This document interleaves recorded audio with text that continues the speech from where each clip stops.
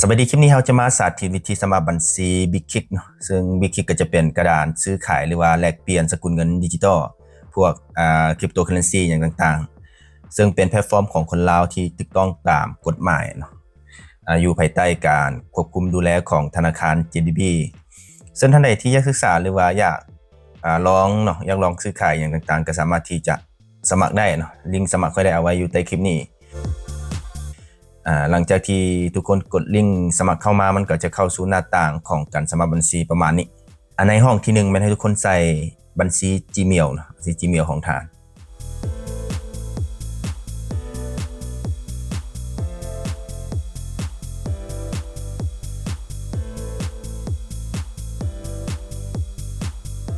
โอเคและในห้องที่2มันให้ทุกคนใส่ชื่อผู้ใช้เนาะตัวอย่างมื้อนี้ค่อยใส่เป็น Modern Night ซองนี้มันทุกคนสามารถตั้งแบบใดก็ได้เนาะชื่อผู้ใช้มัน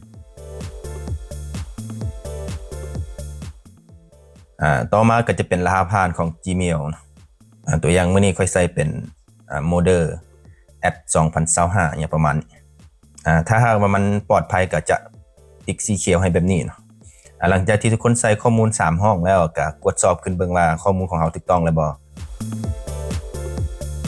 จากนั้นกดติ๊กบอลค่อยได้อ่านเนาะค่อยได้อ่านหลังจากที่กดติ๊กแล้วก็มีแต่กดลงทะเบียนเลยจากนั้นระบบมันจะส่งรหัส OTP มาหาทาง Gmail ของเราให้ทุกคนไปเปิด Gmail ขึ้นมาแล้วทุกคนจะเห็นเนาะจะเห็นทาง Bitkik ก็จะส่งรหัส OTP มาให้ทุกคนกด Copy ไปหลังจากนั้นให้ไปวางใส่บนนี้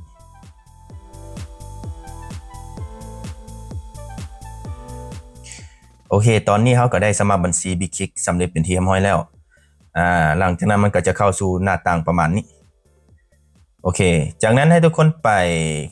ดาวน์โหลดเนาะดาวน์โหลดแอปของ Bitkik เนาะอยู่ Play Store หรือว่าผู้ใดที่ใช้โทรศัพท์ iPhone ก็จะเป็นApp Store เนาะเข้าไปแล้วพิมพ์คำว่าBitkik เนาะประมาณนี้แล้วทุกคนจะเห็นแอปของ Bitkik อยู่นี่ให้ทุกคนทำการดาวน์โหลดขึ้นมา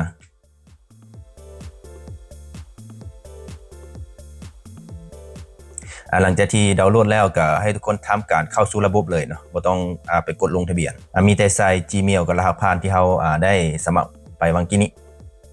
ในห้องที่1ก็ใส่ที่อยู่ Gmail เนาะห้องที่2ก็จะเป็นรหัสผ่านของ Gmail ของเราเมื่อกี้เราได้สมัครไปแล้ว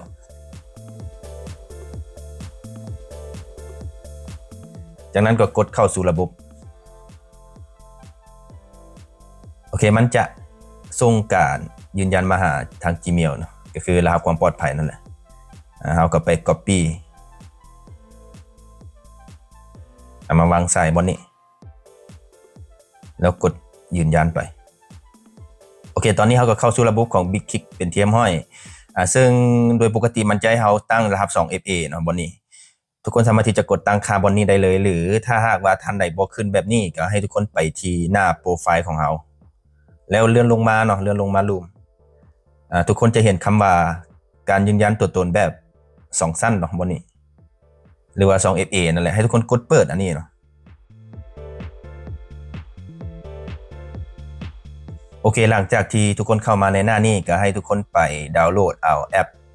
ที่ใช้ในการตั้งรหัส 2FA เนาะก็คือ Google Authenticator หรือว่าแอป Authy ก็ได้ตัวใดตัวหนึ่งให้ทุกคนไปที่Play Store เนาะแล้วพิมพ์คำว่า Google Authenticator ประมาณนี้แล้วจะเห็นเนาะจะเห็นแอปตัวนี้ทุกคนท่านใดที่ยังบ่ทันได้ดาวน์โหลดก็ดาวน์โหลดมาเลยจากนั้นให้ทุกคนทำการเข้าสู่ระบบของแอปตัวนี้โดยการใส่ Gmail ของเราเนาะแล้วมันก็จะได้บัญชีประมาณนี้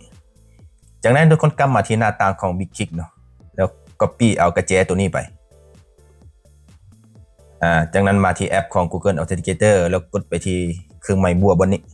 เพื่อทำการเพิ่มบัญชีBitkik ของเราเนาะแล้วกดไปที่ Enter Setup Key จากนั้นในห้องซื้อรหัสแม่นให้ทุกคนใส่เป็นBitkik ไปเลยเนาะใส่ภาษาลาวหรือภาษาอังกฤษก็ได้โอเคในห้องที่2มันทุกคนวางกระแจที่เรา Copy มาวางกี้นี้แล้วกดเพิ่มไปตอนนี้เราก็ได้รหัส 2FA แล้ว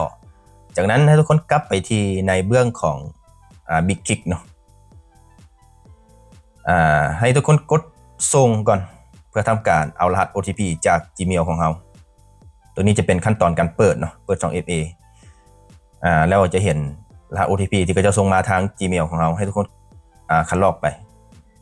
ปวางใส่เนาะในห้องที่1จากนั้นเลื่อนลงมาลุ่มสุดเนาะทุกคนจะเห็นคำว่าการยืนยัน Authenticator จากนั้นให้ทุกคนไปที่แอป Google Authenticator แล้ว Copy เอารหัส 2FA มาเนาะCopy ไปเลยแล้วมาวางใส่บนนี้แล้วกดยืนยันโอเคตอนนี้เราก็ได้ตั้งรหัสความปลอดภัย2สั้นหรือว่า 2FA เป็นที่เรียบร้อยแล้วจากนั้นมันจะให้เราเข้าสู่ระบบเนาะเพื่อทำการทดสอบเนาะทดสอบรหัส 2FA ของเราเราก็มีแต่ใส่ Gmail กับรหัสผ่านจากนั้นกดเข้าสู่ระบบเนาะมันจะถามหารหัส 2FA บนนี้เราก็มีแต่ไปที่แอป Google Authenticator แล้วไปก๊อปเอารหัส 2FA ของ Big Kick มาใส่บนนี้แล้วกดยืนยันไปโอเคตอนนี้เราก็ได้ตั้งรหัส 2FA สำเร็จเป็นที่เรียบร้อยแล้วเนาะต่อไปเราก็จะทำการยืนยันตัวตนเนาะเพื่อให้บัญชีของเราสมบูรณ์แบบให้ทุกคนกดไปที่บนโปรไฟล์คือเก่าแล้วกดไปที่การยืนยันในหน้านี้ทุกคนสามารถที่จะใส่บัตรประจำตัวเนาะในการยืนยันตัวตนชื่อแท้หรือว่าชื่อกลางอย่างต่างๆเราใส่เป็นภาษาอังกฤษจะดีกว่าตัวอย่างมื้อนี้ค่อยใส่เป็นโมเดอร์ไนเนาะโมเดอร์ไนชื่อกลางเราก็สามารถที่จะใส่ได้ตามใจเลยนามสกุลเราก็ใส่ตามบัตรประจำตัวหรือเอกสารที่เราใส่ในการยืนยันตัวตนเนาะถ้าหากว่าเราใส่บ่ถูกมันก็จะบ่ผ่านมื้อนี้ค่อยใส่ประมาณนี้จากนั้นเราก็ใส่ชื่อนามสกุลนี่เนาะใส่เป็นภาษาอังกฤษตัวอย่างมื้อนี้ค่อยใส่เป็นโมเดอร์ไนลาวประมาณนี้จากนั้นก็ใส่วันเดือนปีเกิดเนาะประเทศที่อยู่อาศัยเราก็ใส่เป็นประเทศลาวอาชีพเนาะอาชีพเราก็เลือกได้ตามใจเนาะใส่อาชีพหยังก็ได้ต่อมาก็แหล่งที่มาของเงินทุนเอาใส่เป็นหยังก็ได้เนาะกดไปโหลดจากนั้นกดติ๊กเนาะข้าพเจ้ายอมรับอย่างประมาณนั้นแล้วก็ตรวจสอบข้อมูลขึ้นว่าถูกต้องเบิดแล้วบ่จากนั้นให้ทุกคนกรอกรหัสแคปจาใส่นี่เนาะก็คือรหัสตัวเลขตัวหนังสือที่เราเห็นอยู่ทางข้างนั่นแหละพิมพ์ใส่เลยแล้วกดถัดไปโอเคตัวนี้มันให้ทุกคนติ๊กบอลที่ทุกประเทศยกเว้นสหรัฐแล้วกด continue ตัวนี้ก็กด continue ไปโอเคหน้านี้นะทุกคนเลือกเอาเอกสารเนาะตัวอย่างมื้อนี้ค่อยใส่เป็นพาสปอร์ตประมาณนี้ก็เขาจะให้เราถ่ายรูปเนาะหน้าพาสปอร์ตหรือว่าหน้าบัตรประจำตัวของเรานั่นแหละทั้งหน้าแล้วก็ทั้งหลังเนาะประมาณนี้จากนั้นกดไปที่บนdocument is readable ประมาณนี้แล้วก็มันก็จะทำการอัปโหลดให้โอเคหลังจากที่เราอัปโหลดเอกสารไปแล้วมันก็จะให้เราเซลฟี่หน้าของเราเนาะเราก็มีแต่ปฏิบัติตามที่เขาเจ้าแนะนำจากนั้นมันก็จะส่งการยืนยันตัวตนของเราเนาะก็คืออยู่ในระหว่างการตรวจสอบประมาณนั้นแล้วก็เจ้าจะแจ้งมาหาเราทาง Gmail ของเราเนาะ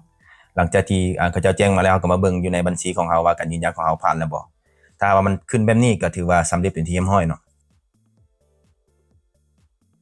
โอเคและนี่ก็เป็นวิธีการสมัครและยืนยันตัวตนบัญชี Big Kick ให้สมบูรณ์ในคลิปเดียวเนาะก็คือตอนนี้บัญชีของเราก็สมบูรณ์สำเร็จเป็นที่เรียบร้อย 100% เนาะขอบใจทุกคนที่ติดตามนะครับชมคลิปของเราเนาะสำหรับท่านใดที่มีคำถามหรือบ่เข้าใจอยู่จุดใดก็สามารถที่จะคอมเมนต์ถามได้ในใต้คลิปขอบใจ